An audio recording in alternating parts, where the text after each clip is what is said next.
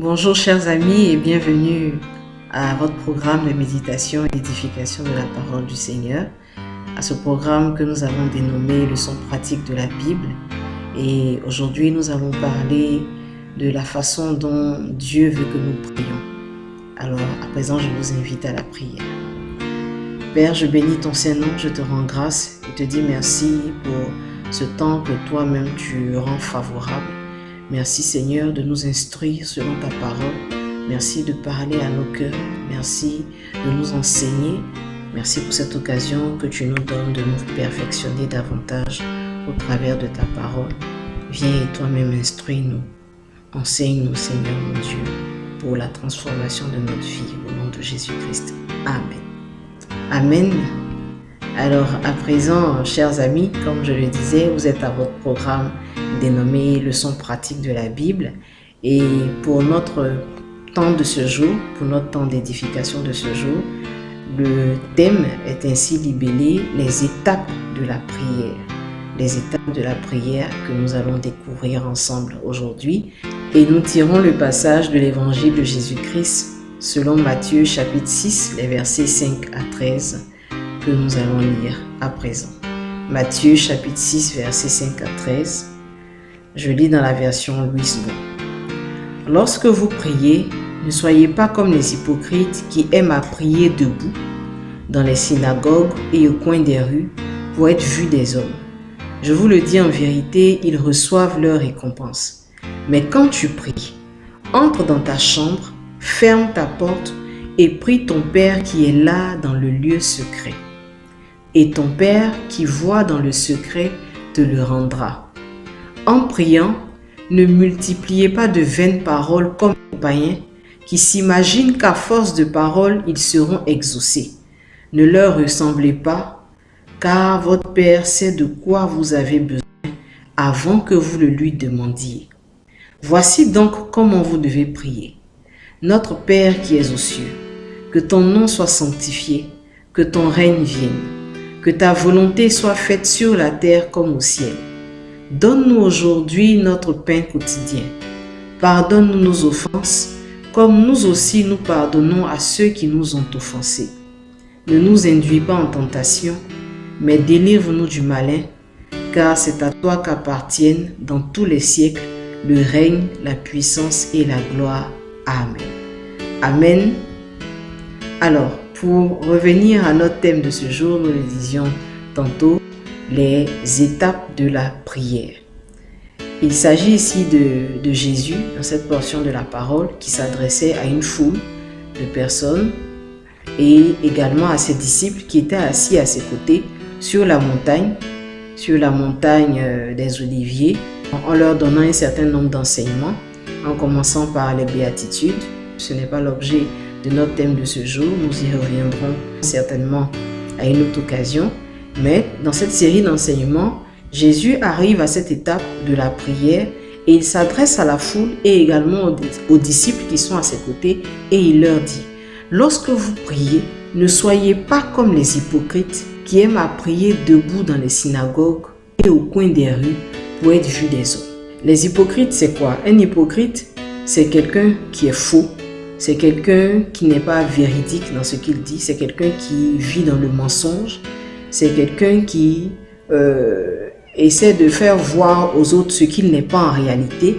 C'est quelqu'un qui pose des actes pour se faire aimer, pour se faire apprécier de son entourage, de ses voisins. Mais pourtant, au fond de lui-même, il n'est pas ainsi. Au fond de son cœur, il n'est pas ce qu'il montre aux autres qu'il est ou ce qu'il veut faire voir. Alors, Dieu dit, lorsque nous voulons prier, il ne faut pas qu'on se comporte comme des hypocrites. Nous allons parcourir la suite du passage, mais déjà comme première leçon à retenir, nous ne devons pas être faux dans ce que nous faisons et particulièrement lorsque nous voulons prier. La prière, c'est s'adresser à Dieu. La prière, c'est passer un temps d'intimité avec le Seigneur. La prière, c'est présenter à Dieu des requêtes, des sujets et on ne doit pas montrer aux autres que nous sommes peut-être des personnes de prière alors que nous ne le sommes pas en réalité.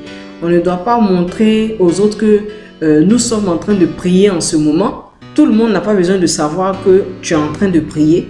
Il est important juste pour Dieu seul, à qui tu veux t'adresser, de savoir que tu veux prier. Ceux qui aiment à se mettre debout dans les synagogues, alors la synagogue, ça c'était au temps de Jésus et même maintenant dans la tradition du peuple juif, mais ici la synagogue est apparentée au temple ou au lieu de prière ou à une rencontre de prière dans un cadre où l'on vient, on se retrouve pour prier. Donc Dieu dit de ne pas se mettre debout dans le temple, se mettre à prier et aimer prier de cette façon-là pour que les autres nous voient. Si nous voulons prier, nous devons nous mettre dans une disposition que cela ne concerne que Dieu. Le reste des personnes qui sont autour de nous ou qui vivent avec nous n'ont pas forcément besoin de savoir que nous sommes en train de prier ou bien que nous devons aller prier. Non. Alors, Jésus montre plutôt la façon dont l'on doit être pour prier. Quand tu pries, entre dans ta chambre, ferme ta porte et prie ton Père qui est là dans le lieu secret, et ton Père qui voit dans le secret te le rendra.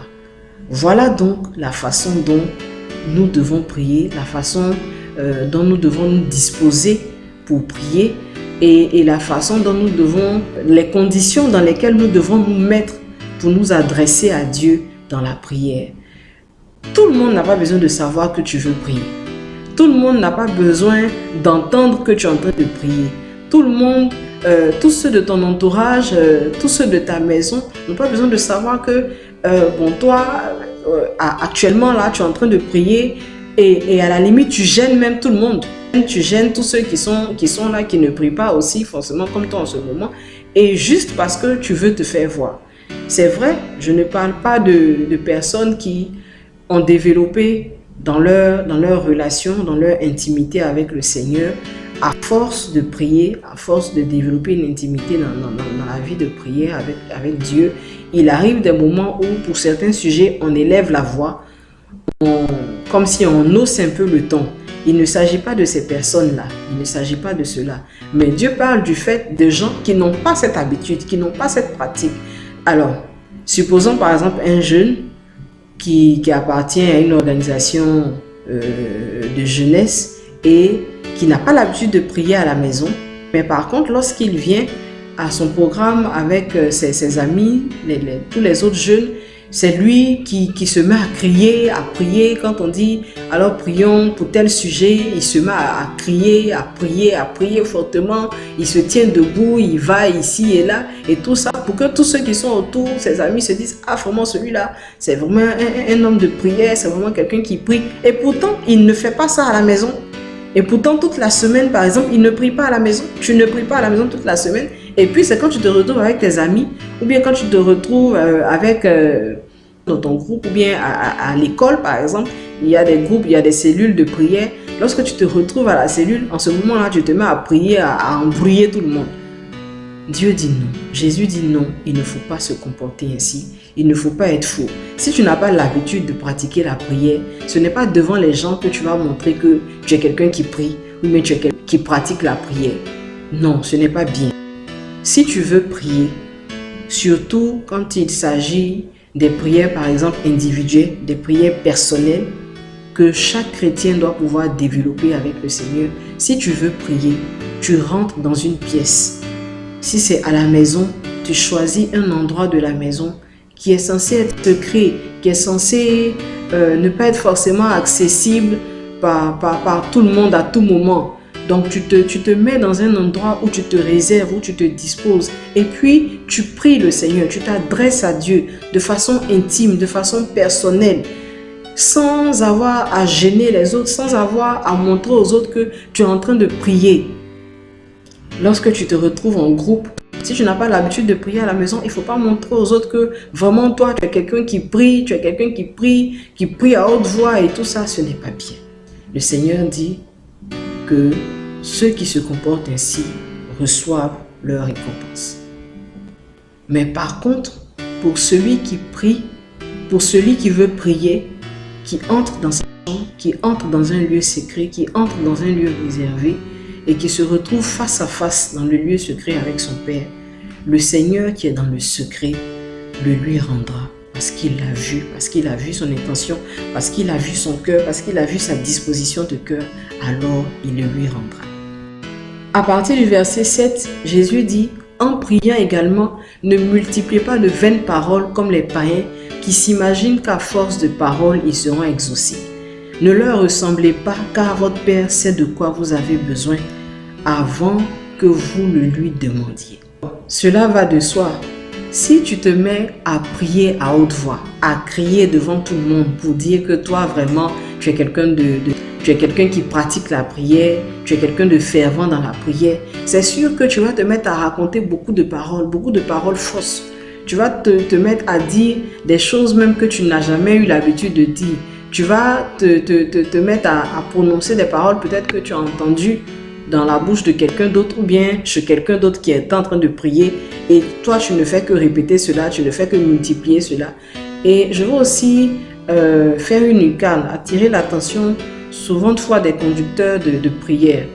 Il arrive des moments où des sujets de prière sont donnés, où il est dit par exemple, nous allons bénir le nom du Seigneur, nous allons rendre grâce à Dieu pour tous ses bienfaits.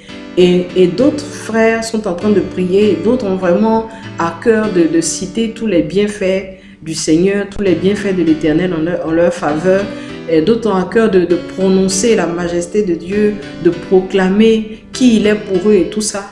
Et par contre, il peut arriver certains qui, parce qu'ils n'ont pas encore atteint une certaine maturité dans la foi, une certaine maturité dans la vie chrétienne, n'ont pas beaucoup de choses à dire.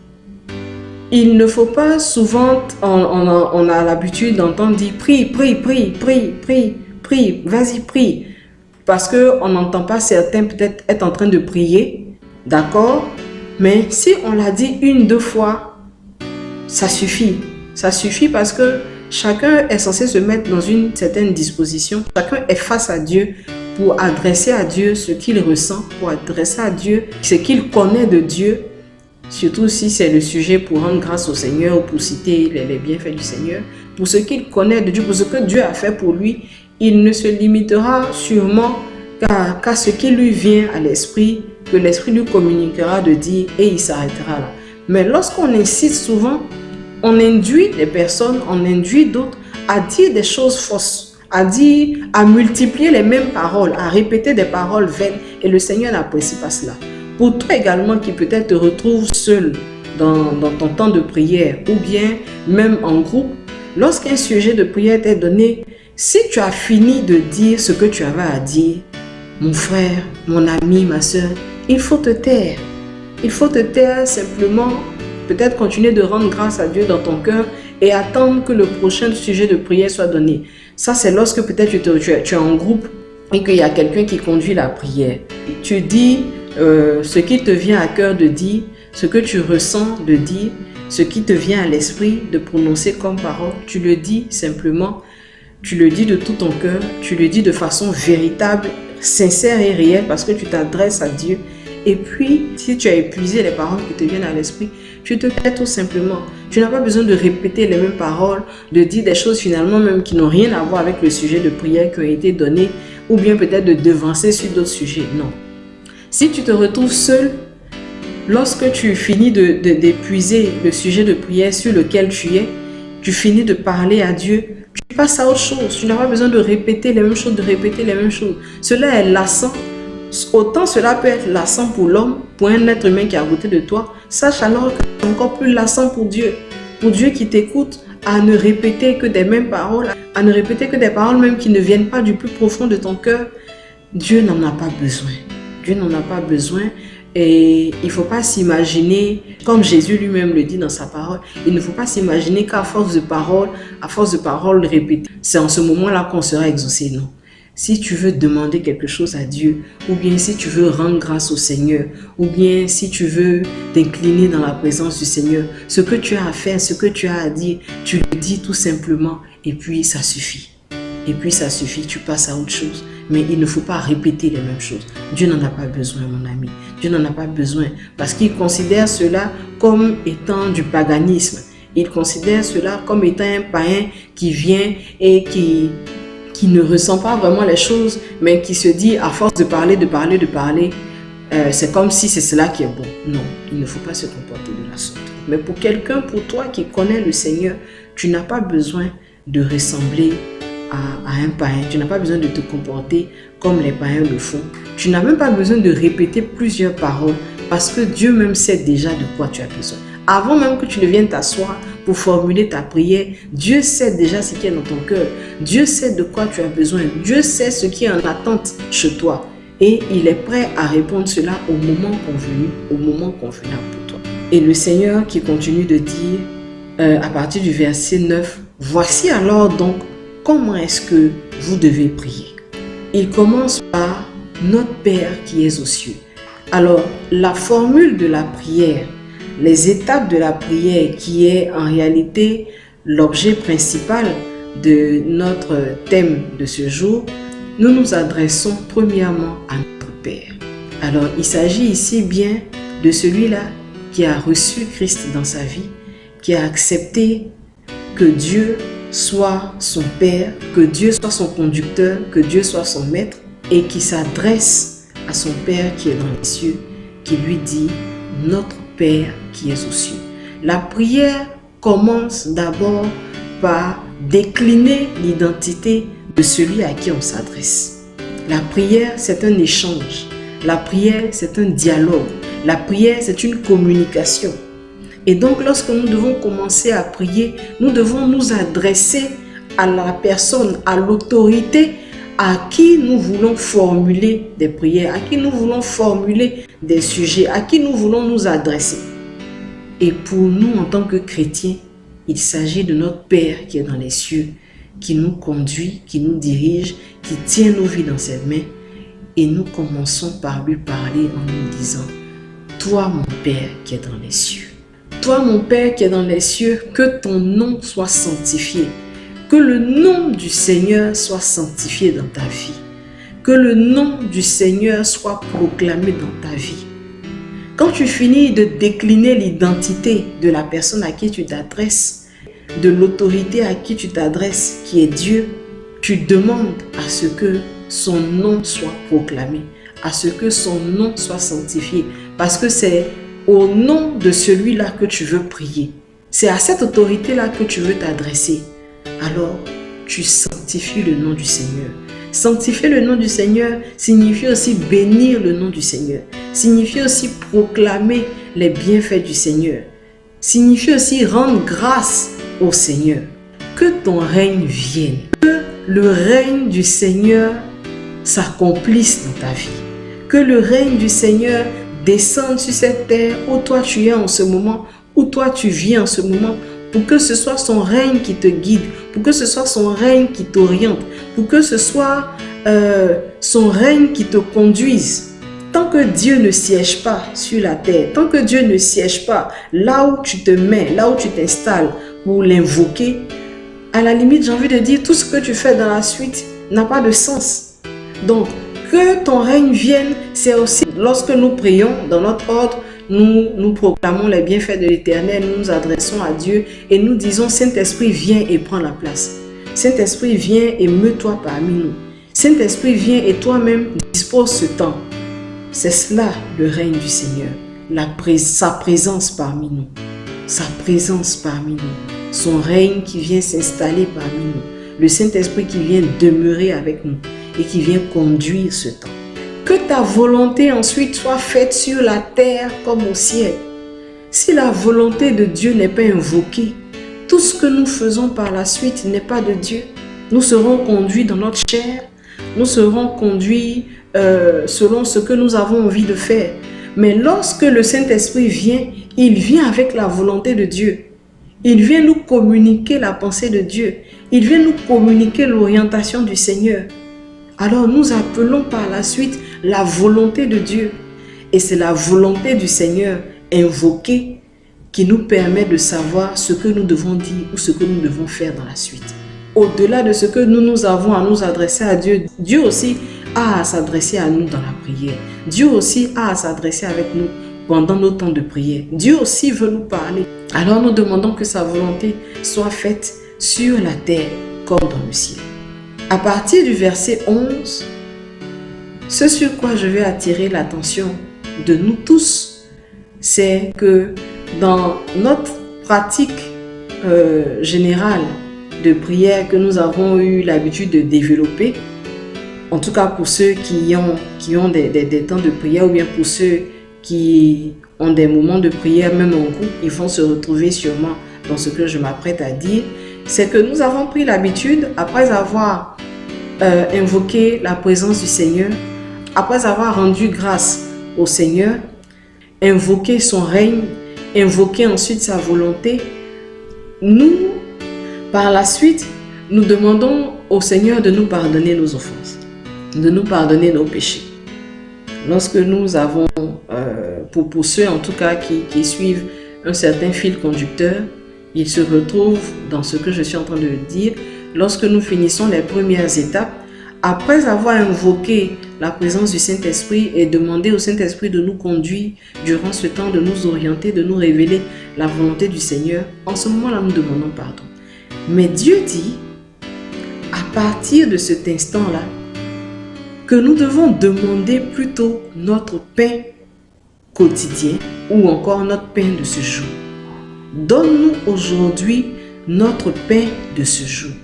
Donc, après avoir reçu la présence du Saint-Esprit pour qu'elle nous communique la volonté du Seigneur, nous demandons au Seigneur de nous donner de son pain. Alors, le pain quotidien, il est d'abord lié à la parole du Seigneur. Le pain correspond premièrement à la parole du Seigneur.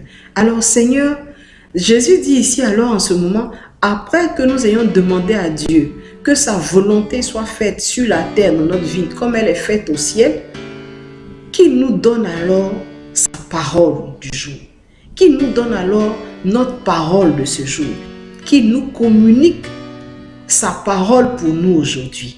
Avant que maintenant nous allons comprendre cela dans le sens littéral du terme, notre pain qui est le pain, la nourriture que nous devons manger, la nourriture que nous devons consommer aujourd'hui, la nourriture que nous allons prendre tout au long de cette journée.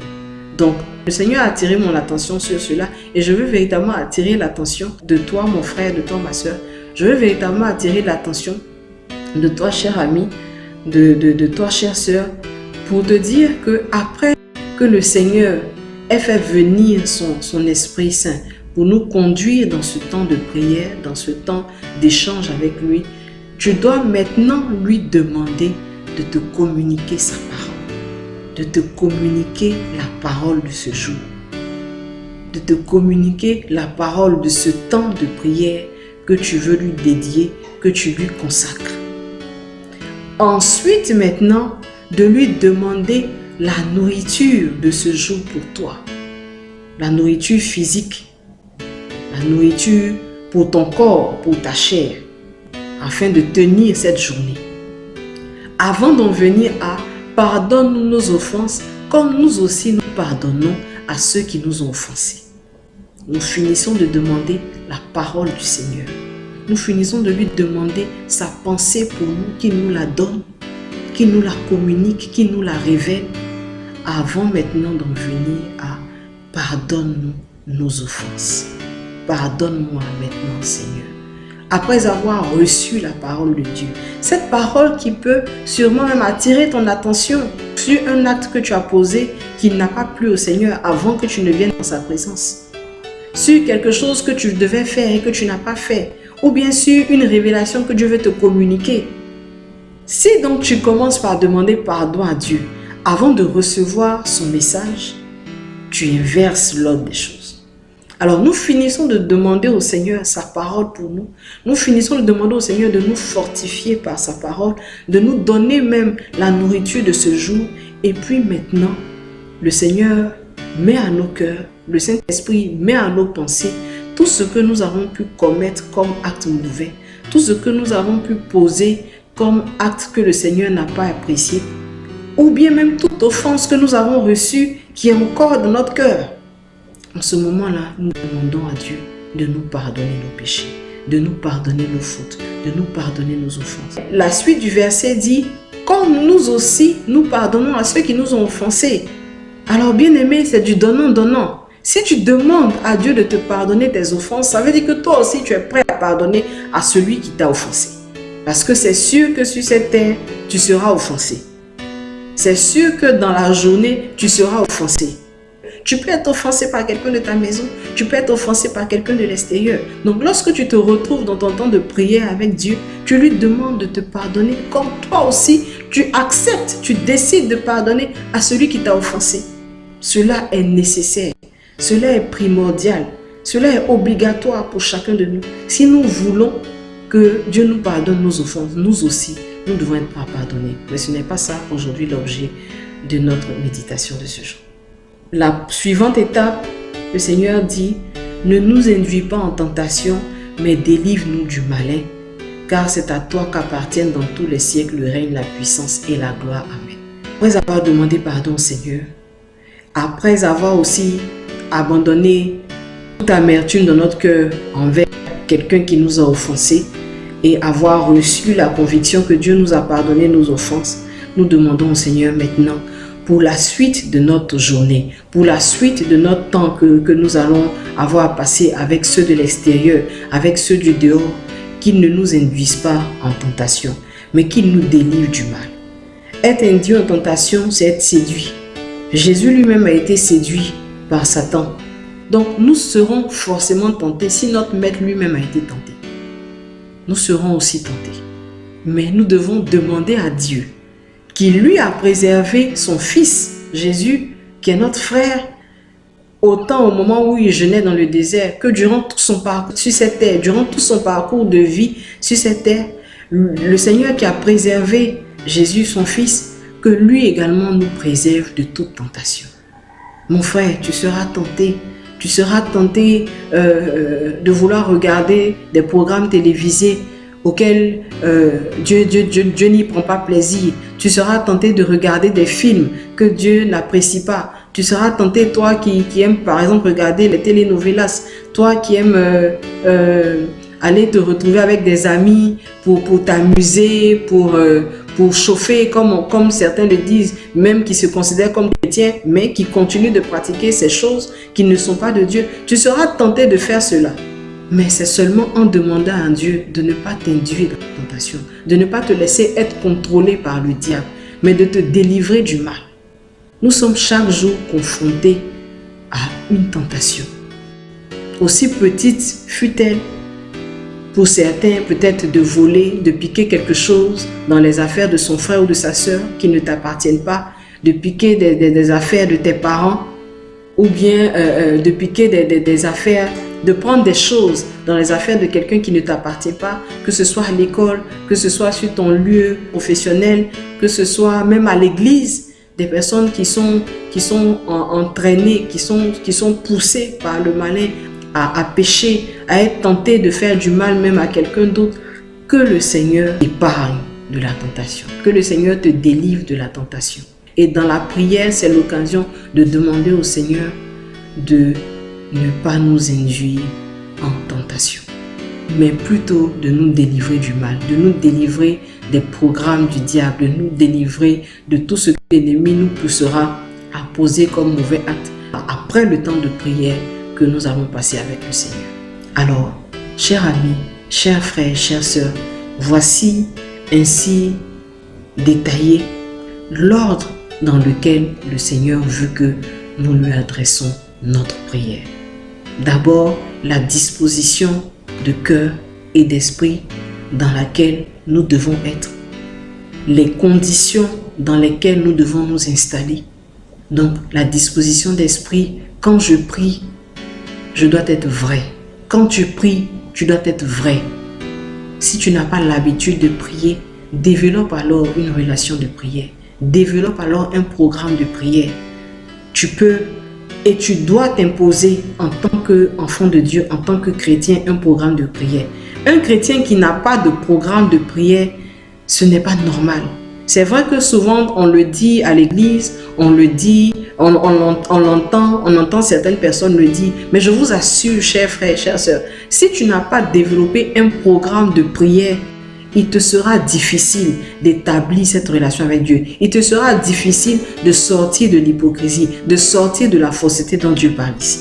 Pour sortir dans un premier temps de cet esprit hypocrite, de cet esprit faux, de cet esprit mensonger, c'est d'abord parce que toi-même, tu as un programme de prière établi. Tu as une pratique de prière régulière. Tu t'imposes des horaires que tu respectes, que tu fais l'effort de respecter.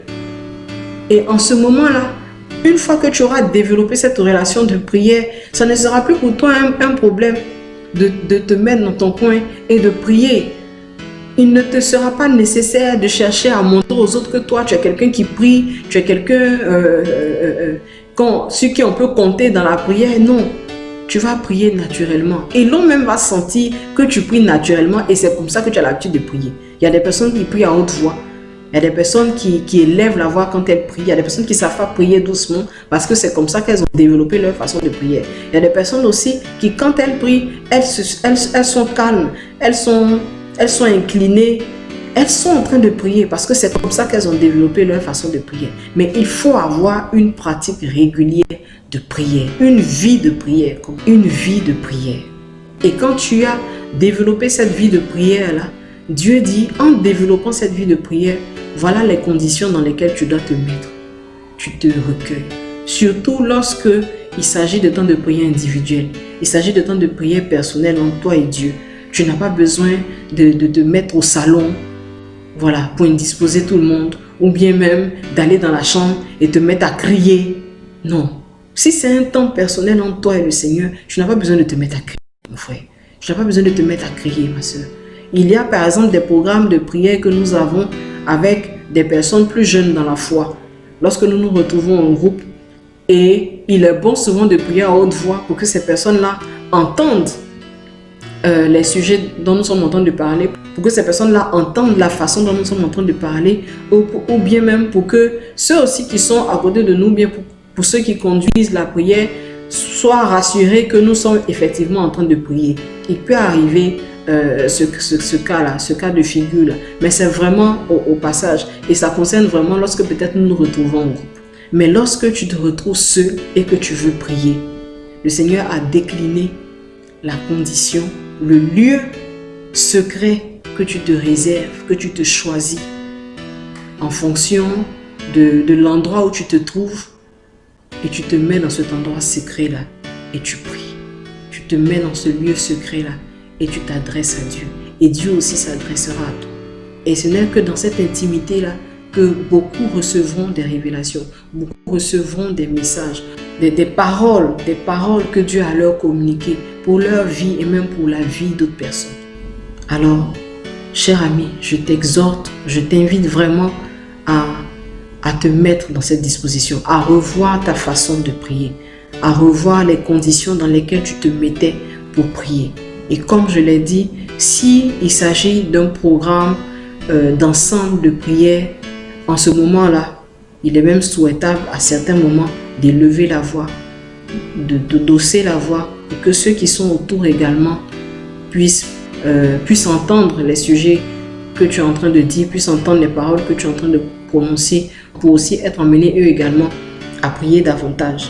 Mais il ne faut pas que nous développons une attitude mensongère de prière lorsque nous nous retrouvons en public, ou bien lorsque peut-être des gens viennent nous visiter. En ce moment-là, nous nous mettons à prier, à crier et tout ça, juste parce que nous voulons nous faire voir.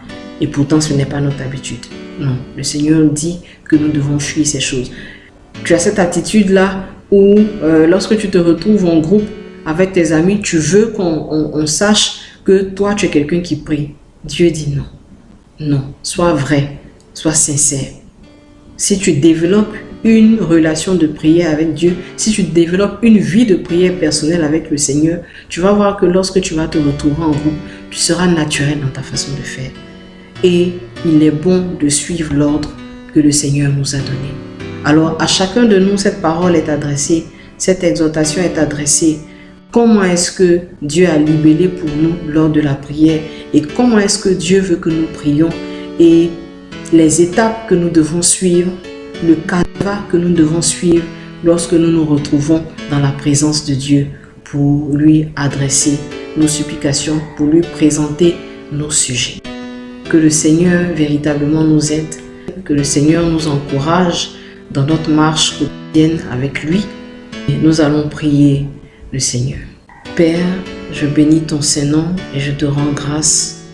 Je te dis infiniment merci pour ce temps de méditation de ta parole, pour ce thème particulier sur les étapes de la prière, les étapes de la rencontre que nous devons avoir avec toi de façon quotidienne. Seigneur, aide-nous à pouvoir nous inspirer de ce canevas, à pouvoir véritablement suivre l'ordre de ce canevas, mais aussi à pouvoir réaménager le canevas que nous avions, le canevas que nous appliquions jusque-là, qui n'est pas forcément le bon. Donne-nous, Seigneur, après avoir suivi ce message, après avoir suivi cette exhortation, de nous approprier ce canevas, de nous approprier personnellement ce processus et de transformer ainsi notre vie de prière et d'échange avec toi.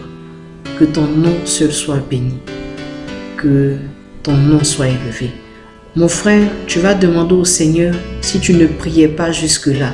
Si tu attendais par exemple seulement le dimanche pour te retrouver à l'église pour prier, tu vas demander à Dieu de t'aider à prier, de t'aider à prier chaque jour, de t'aider à prier le matin, de t'aider à prier à midi, de t'aider à prier le soir, comme Jésus lui-même le faisait. Jésus avait un programme de prière, mon frère. Jésus avait un programme de prière, ma soeur, qu'il respectait.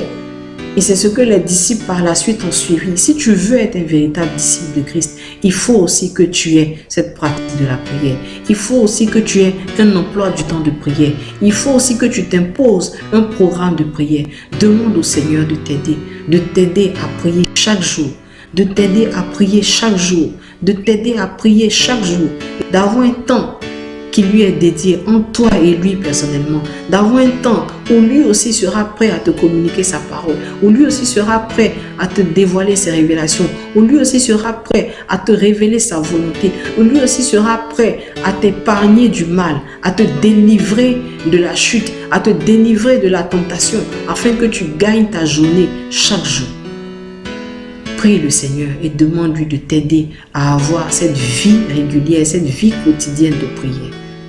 Prie le Seigneur ainsi. Merci Éternel parce que tu nous exauces. Merci Seigneur parce que tu exauces mon frère là où il se trouve, qui a des difficultés à prier. Donne-lui d'avoir cet exercice régulier de la prière. Donne-lui d'intégrer cela désormais à son programme. Donne-lui, Seigneur mon Dieu, de pouvoir expérimenter cette vie de prière avec toi, cette relation de prière avec toi, cette connexion dans la prière avec toi, Seigneur. Fortifie ma soeur, fortifie mon frère, fortifie ce jeune, fortifie ce père, fortifie cette mère, Seigneur mon Dieu, qui a des difficultés à prier. Aide chacun d'entre eux, Éternel. Aide mes bien-aimés, Éternel mon Dieu, à te prier. Merci Seigneur parce que tu nous exauces. Merci Jésus parce que tu m'exauces. Au nom puissant de Jésus-Christ de Nazareth.